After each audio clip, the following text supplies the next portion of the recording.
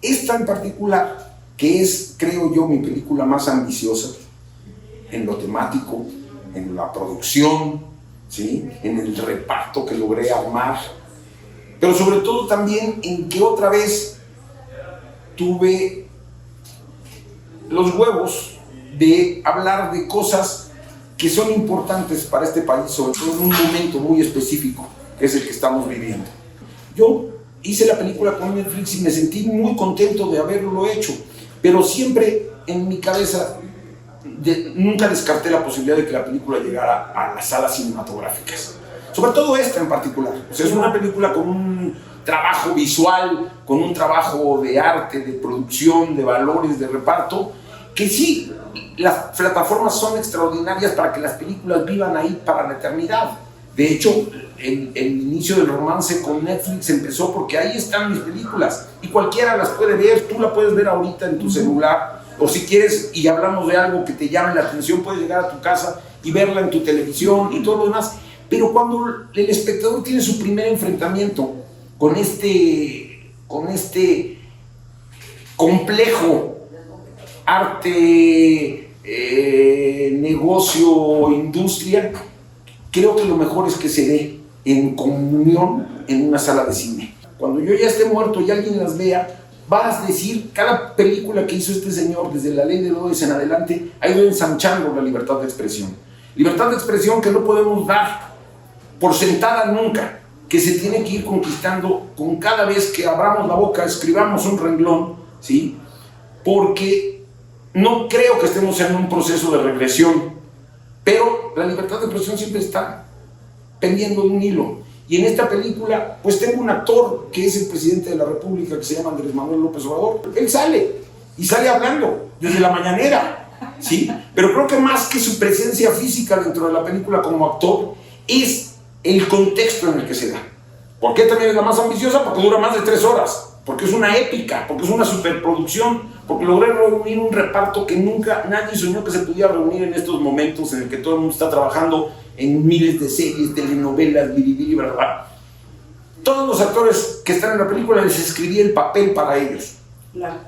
Y todos vinieron felices a hacer la película. Entonces, en ese sentido es mi proyecto más ambicioso. Yo lo que le decía a Luis cuando estábamos cuando yo le estaba mandando mails y a veces lo atormentaba diciéndole, oye Luis, fíjate que yo pensé esto de Pancho.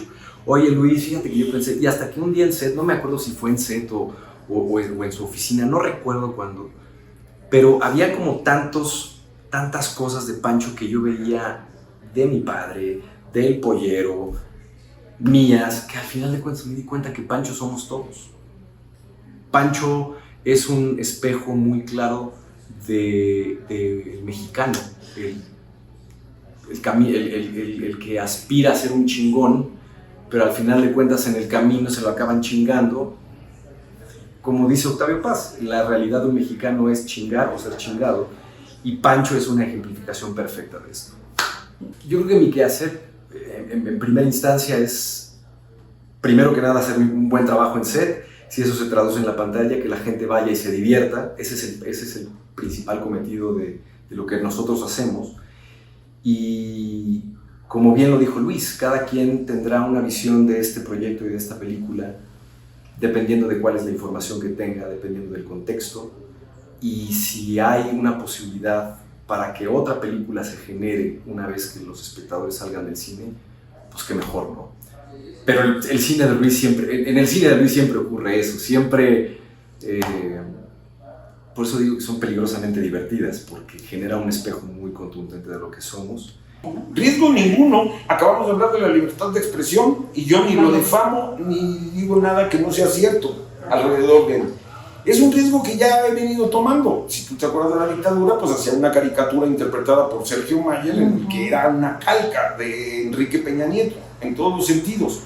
En este caso en particular, creo que era muy importante que él estuviera presente. Y te digo, no solo es que aparezca en la película, sino que todo lo que pasa en la película, él está permeando. Por eso en ese póster, él está en lo más alto, porque él permea todas nuestras discusiones, permea, ha tenido una capacidad para infiltrarse en nuestras vidas más allá de lo que representa simple y sencillamente el poder presidencial y el poder político.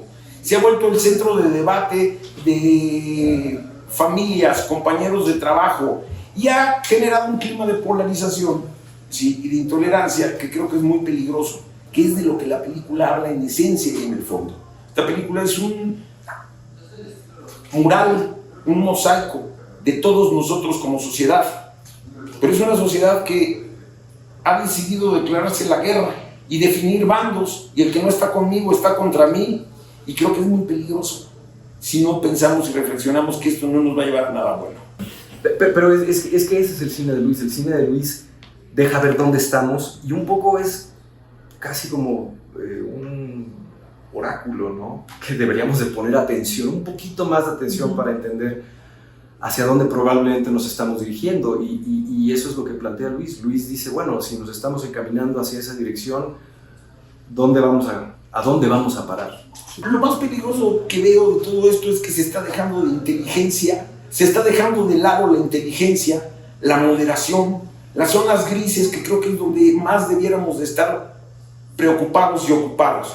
¿Sí? Tal parece que uno se tiene que definir entre el blanco y el negro, entre los buenos y los malos, entre los de arriba y los de abajo, entre los de derecha e izquierda, entre los fifís y los chayos. Y yo creo, en mi opinión, y la película, que como bien lo dices, es una familia que pretende ser una metáfora completa de un país donde estemos todos representados. Y creo que cualquier persona que se vea va a encontrar, si no a sí mismo, porque todos creo que tratamos de ser un poco indulgentes y condescendientes, va a encontrar cosas de su familia, va a encontrar cosas de sus amigos, va a encontrar cosas de su país. Y esta película es una película sobre un país que se llama México y sobre un tiempo que es este. Y en este tiempo tenemos un presidente que se llama Andrés Manuel López Obrador. Y entonces, dentro de ese contexto, quise hacer esta sátira política que forma parte de la saga que tú conoces muy bien, pero creo que a final de cuentas se convierte en una especie de síntesis de todo lo que yo he querido decir. Por eso también es tan ambiciosa, porque también están representadas todas estas instituciones a las que he dedicado una película cada vez, y aquí están representadas todas. Y creo que además también es muy ambiciosa porque muchos de mis actores, incluyendo a Damián Alcázar, que todo el mundo asocia mucho conmigo, hace 3, y cada uno tiene una carga simbólica extraordinaria. Dios, patria y hogar son los pilares de la sociedad cristiana, y él los representa a los 3 de manera majestuosa. David, Joaquín Cosío hace otros 3 personajes también de manera gloriosa. Poncho Herrera, que creo que tiene un arco de personajes que incluye dentro del mismo otros 3 personajes. Y bueno, no puedo ser más afortunado de tener el reparto que tengo. Ana de la Reguera, Ana Martín, Angelina Peláez, en un papel extraordinario, y todos agrupados por un cuerpo de actores que creo que no tiene antecedente hace muchos años en el cine mexicano. Nada ha cambiado. Es la misma gata, no más que revolcada. Así te lo pongo yo. Creo que lo más, por lo menos desde mi óptica personal, eran las enormes expectativas que teníamos en este cambio. Se supone que nos vendieron un proyecto de un país progresista, un país que en teoría iba a implantar un gobierno de izquierda, y lo único que estamos viendo, y no es peor que los otros, pero tampoco ha sido mucho mejor. Y entonces ahí es donde creo que viene este proceso de decepción, un proceso de decepción que para los que de alguna manera teníamos tan altas expectativas, pues ha sido muy frustrante, y en lo que ha tenido que ver con el cine, con la cultura, con la ciencia, que son las materias en las que yo estoy, de verdad ha sido una desilusión enorme. ¿De verdad la 4T no te dejó filmar esta película? ¿Como lo has expresado? ¿De verdad? Que ellos lo respondan, pero yo voy a tomar medidas legales para que quede claro que lo que hicieron fue un intento de censura previa, porque ellos apostaban a que yo no iba a poder filmar esta película en este sexenio. ¿Por qué? Porque ya todo el mundo me pone una lupa a todo lo que quiero hacer, viendo por dónde puede venir la bronca. El que ríe al último ríe mejor. Y lo que hicieron fue no solo ilegal, sino que la gente cuando vea la película va a entender por qué me atrevo a decir que fue un acto de censura. Tú la viste. ¿Tú crees que no quisieron prevenirse, curarse en salud para ver si a lo mejor no se podían meter en una bronca? Pero la película llega el 23 de marzo, que la gente lo juzgue. Para mí, la quisieron censurar. Porque la censura se pone muchos disfraces, ¿sí? Y ellos dijeron, si no consigue la lana, porque más sabes qué es lo más paradójico y triste, que cuando tú y yo hablemos dentro de 10 años, ¿sí? Llegamos a un repaso, yo ya me había jubilado, llegamos a un repaso, voy a decir, fíjate que Salinas de Gortari me apoyó, y Zedillo también, y Fox también, y Calderón también, y Peña Nieto también, y en el único sexenio en el que no me apoyaron para hacer una película fue en el de Andrés Manuel López Obrador. ¡Qué mancha más gacha! ¡Y que viva México, cabrón!